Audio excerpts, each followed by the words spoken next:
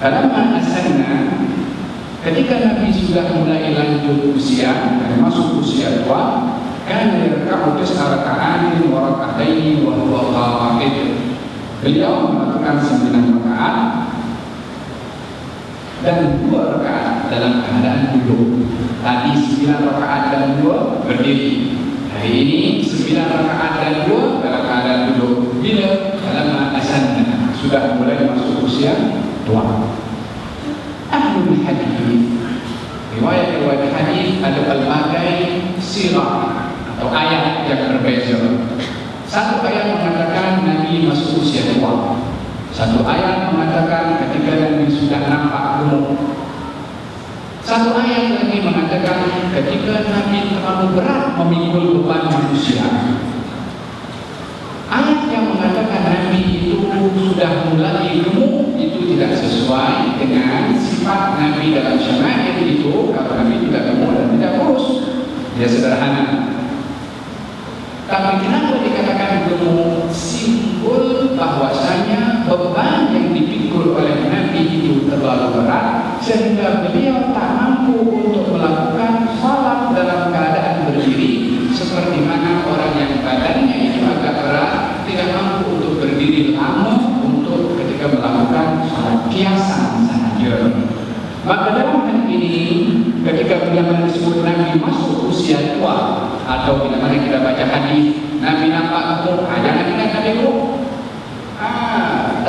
Tak sesuai dengan sifat Nabi Muhammad SAW. Dia tidak gemuk dan tidak kurus. Maknanya itu kiasan akan berat beban yang dipikul oleh Nabi SAW.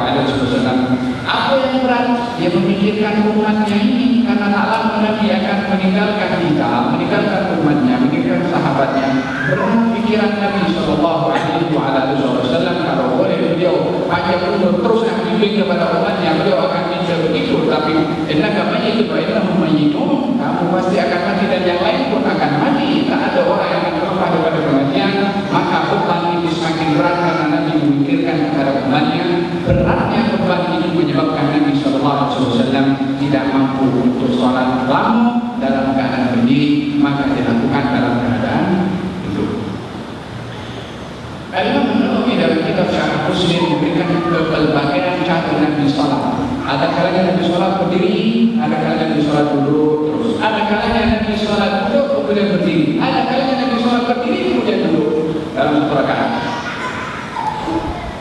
Sekarang dalam sebuah dikatakan Nabi sholat selepas takbiratul ihram duduk, baca pakam sholat, dan kurang daripada bacaan ayat yang dibaca itu antara 30 sampai 40 ayat baru berdiri, dan dibaca disempurnakan 30-40 ayat itu untuk Nabi kemudian rukuk, i'tidal dan bersujud.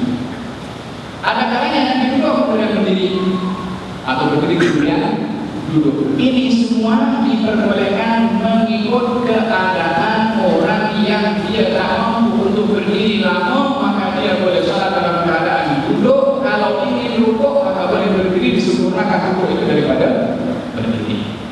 Handong ini daripada cara dia salatnya Nabi SAW